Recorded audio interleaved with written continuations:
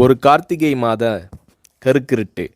செங்கல்பட்டிலிருந்து படப்பிடிப்பை முடித்துக்கொண்டு எம்ஜிஆர் அவர்கள் நடுநிசி 12 மணி வாக்கில் காரில் வந்து கொண்டிருக்கிறார். கண் விழித்தவாறே தனது காரில் எம்ஜிஆர் அவர்கள் வந்து கொண்டிருந்த பொழுது வழியில் போலீஸ் உடையில் நின்ற ஒருவரை பார்க்கிறார். எம்ஜிஆர் அவர்களின் கார் அவரை கடந்து செல்கின்ற போது எம்ஜிஆர் அவர்களின் நெஞ்சில் பொறி தட்டுகிறது. ஆள் நடமாட்டமே இல்லாத இந்த அர்த்த ராத்திரியில் அந்த போலீஸ்காரர் பஸ்ஸுக்காக காத்து நிற்கிறார் என்பதை எம்ஜிஆர் அவர்கள் புரிந்து கொள்கிறார். உடனே தனது டிரைவரிடம் காரை நிறுத்த சொல்கிறார் எம்ஜிஆர். கார் பின்னோக்கி வருகிறது. போலீஸ்காரரின் அருகில் காரை நிறுத்தி கதவை திறந்து ஏறுங்கள், எங்கே போக வேண்டும் என்கிறார் எம்ஜிஆர். பரவாயில்லை, நான் பஸ்ஸிலே வந்து விடுகிறேன் என்கிறார் அந்த போலீஸ்காரர். நேரமாகிவிட்டது, இனி இந்த ரூட்டில் பஸ் கிடையாது, ஏறிக்கொள்ளுங்கள் என்று எம்ஜிஆர் அவர்கள் வலுக்கட்டாயம் செய்ய போலீஸ்காரர் வேண்டா வெறுப்பாக ஏறுகிறார். காரின் உள்ளே லைட் போட்டு சாப்பிட்டீங்களா என்று கேட்டுக்கொண்டே தனது சீட்டுக்கு பின்னால் இருந்த பிஸ்கெட் பழங்களை எடுத்து கொடுக்கிறார் எம்ஜிஆர். இப்படி ஓசியில் பயணம் செய்வதே எனக்கு உடன்பாடில்லை. இன்னும் நீங்கள் உண்ண சொல்லி வேறு என்னை இழிவுபடுத்தாதீர்கள் என்று போலீஸ்காரர் மறுக்கிறார். எம்ஜிஆர் அவர்கள் பூரிக்கிறார். இருப்பவனிலிருந்து இல்லாதவன் வரை படித்து பதவியில் இருக்கும் எத்தனையோ பேர் எனக்கு அது வேண்டும் இது வேண்டும் என்று எம்ஜிஆர் அவர்களிடம் வேண்டியதை பெற்று செல்கிறார்கள். ஆனால் சாதாரண பொறுப்பில் இருக்கும் இந்த போலீஸ்காரரின் நேர்மை எம்ஜிஆர் அவர்களை மெய்சிலிர்க்க வைத்துவிட்டது. எம்ஜிஆர் அவர்களின் கார் கத தூரத்தில் வந்து கொண்டிருந்தாலும் காரின் நிறத்தையும் ஒளியையும் மனம் கமலும் ஓடிக்கான் வாசனையையும் வைத்து இது எம்ஜிஆர் அவர்களின் கார் என்றும் கார் சென்ற தடத்தை தொட்டு வணங்குகின்ற அளவுக்கு புகழுடன் திகழ்ந்த நேரம் அது. அரை மணி நேரம் கார் சென்று கொண்டிருக்கிறது.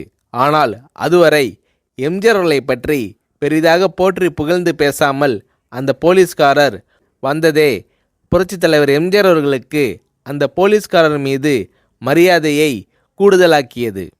நான் தான் எம்ஜிஆர் என்கிறார் எம்ஜிஆர். கேள்விப்பட்டிருக்கிறேன் என்கிறார் அந்த போலீஸ்காரர். பொன்மனச்செம்மல் எம்ஜிஆர் அவர்களின் முகத்தில் கோபம் இல்லை, பதிலுக்கு பொன்முறுவல் மலர்கிறது. என் படங்களை பார்த்து இருக்கிறீர்களா என்று கேட்கிறார் எம்ஜிஆர். நான் சினிமாவே பார்ப்பதில்லை என்கிறார் அந்த போலீஸ்காரர். புரட்சித் தலைவர் எம்ஜிஆர் அவர்கள் இன்னும் பிரமிக்கிறார். இப்போது கார் சத்தத்தை தவிர ஒரே நிசப்தம். போலீஸ்காரர் தனது வீட்டிற்கு 1/2 கிலோமீட்டர் தூரத்திற்கு முன்பே காரை நிறுத்த சொல்லி இங்கேயே இறங்கிக் கொள்கிறேன் என்கிறார். ஏன், நீங்கள் குறிப்பிட்ட அந்த விலாசம் இன்னும் 1/2 கிலோமீட்டர் தூரம் இருக்கிறதே என்கிறார் எம்ஜிஆர்.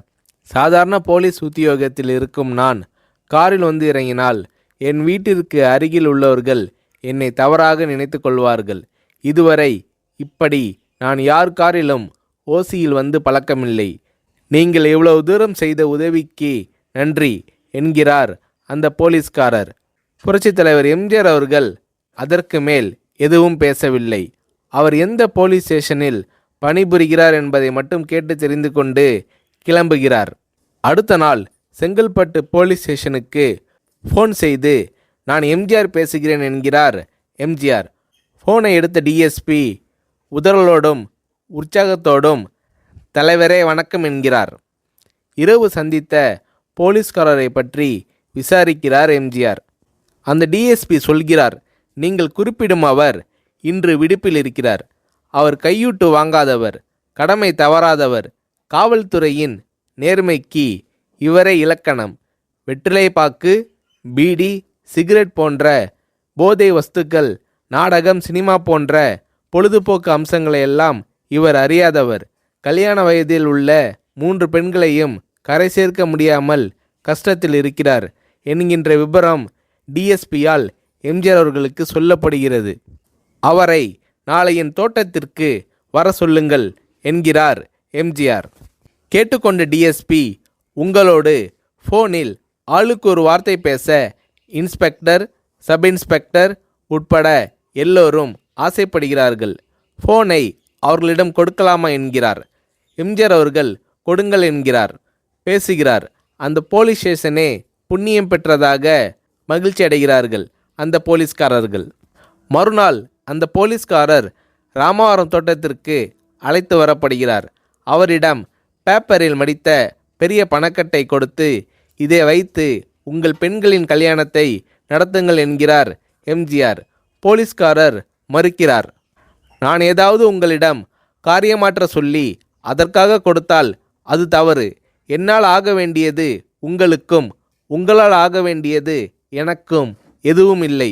நான் உங்கள் கூட பிறந்த ஒரு சகோதரனாக நினைத்து கொடுக்கிறேன், பெற்றுக்கொள்ளுங்கள் என்று சொன்ன பிறகு கேட்டும் கூட கிள்ளி கொடுக்காத கனவான்கள் வாழும் இந்த உலகில் ரோட்டில் நின்றவனை அழைத்து சென்று அள்ளி கொடுத்த எம்ஜிஆர் அவர்களின் கருணையில் நெகிழ்ந்து போய் பெற்றுக்கொள்கிறார் அந்த போலீஸ்காரர்.